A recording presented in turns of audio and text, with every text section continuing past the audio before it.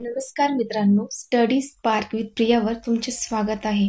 मित्रांनो, आजच्या या लेक्चरमध्ये शिक्षक पात्रता परीक्षा 2025 यामध्ये विषय बालमानसशास्त्र आणि अध्यापनशास्त्र, चाइल्ड डेव्हलपमेंट अँड पेडागॉजी यावर आधारित आपण काही महत्त्वाचे प्रश्न बघणार आहोत. तर प्रश्न पहिला, अभिसंधित प्रतिक्रिया म्हणजे काय? तर अभिसंधित प्रतिक्रिया म्हणजे शिकून निर्माण झालेला प्रतिसाद. प्रश्न दुसरा, अंतर्दृष्टी शिक्षण मध्ये शिकण्याची प्रक्रिया कशी असते? तर अंतर्दृष्टी शिक्षण मध्ये शिकण्याची प्रक्रिया ही अचानक समाधान मिळण्याबाबत असते. प्रश्न तिसरा, शिकणे ही अशी प्रक्रिया आहे ज्याद्वारे वर्तनाची उत्पत्ती होते, ही व्याख्या कोणी केली?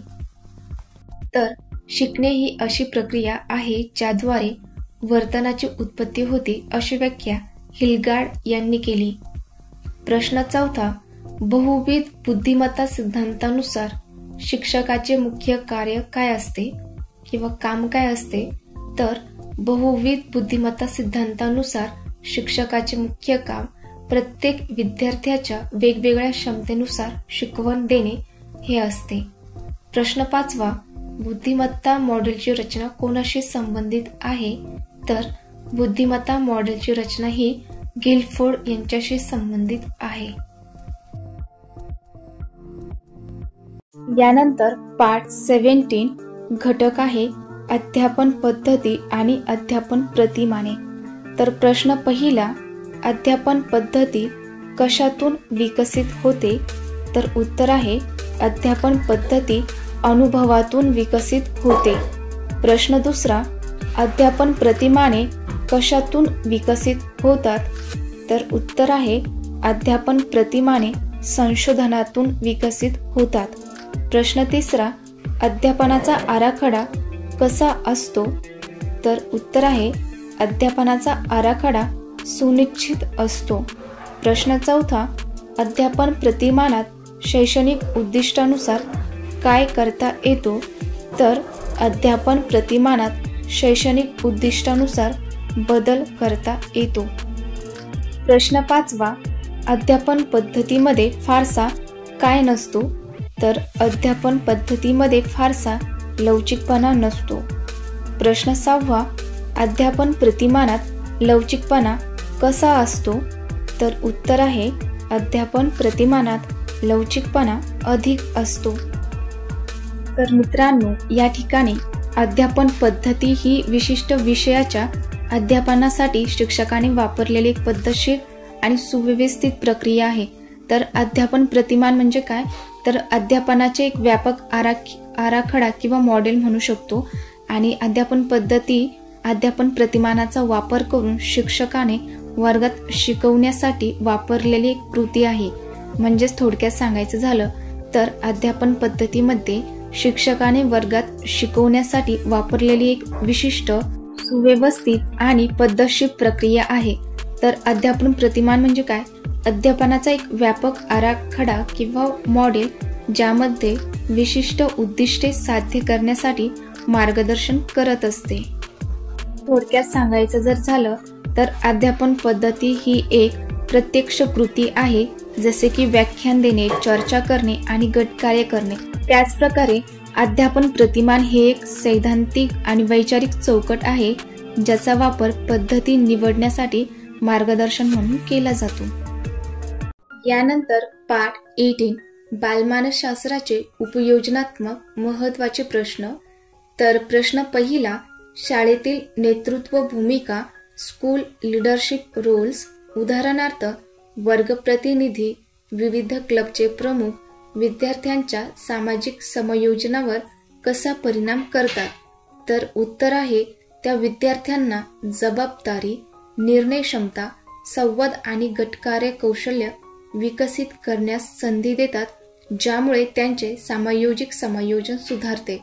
तर मित्रांनो, लक्षात ठेवा, जेव्हा शाळेतील नेतृत्व भूमिका येईल तेव्हा विद्यार्थ्यांमध्ये जबाबदारी, निर्णय क्षमता, संवाद आणि गटकार्य कौशल्य विकसित होत असते.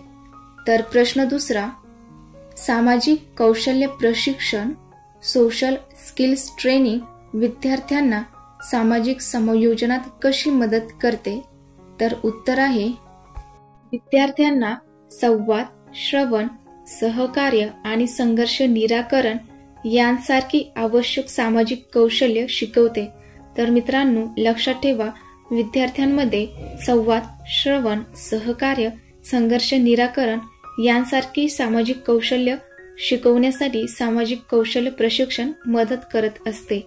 यानंतरचा प्रश्न तिसरा, शाळेतील गटकार्याचे ग्रुप वर्क्स आयोजन करताना शिक्षकाने कोणत्या गोष्टीवर भर द्यावा जेणेकरून सर्व विद्यार्थ्यांचे सामाजिक समायोजन साधले जाईल? तर उत्तर आहे प्रत्येक सदस्याला जबाबदारी वाटून देणे आणि एकमेकांवर अवलंबून राहण्याची भावना निर्माण करणे.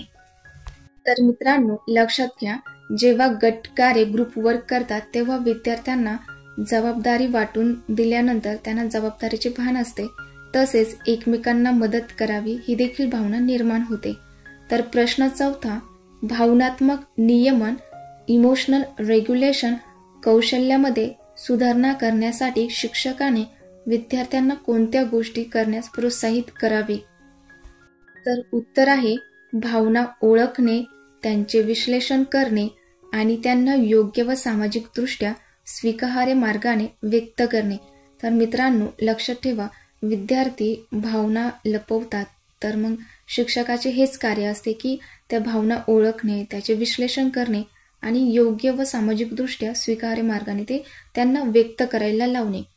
तर यानंतरचा प्रश्न पाचवा, शिक्षकाचा विद्यार्थ्यांशी असलेला संवाद कशा प्रकारचा असावा ज्यामुळे शिक्षण प्रक्रिया अधिक अर्थपूर्ण आणि सहभागी होईल?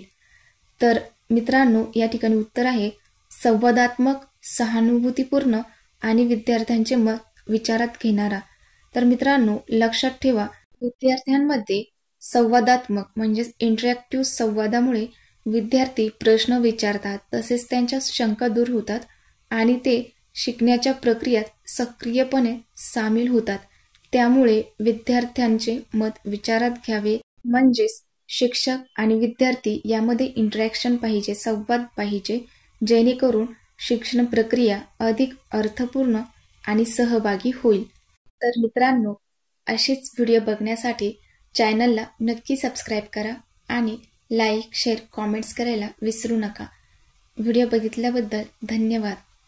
लवकरच नेक्स्ट लेक्चरमध्ये भेटूयात.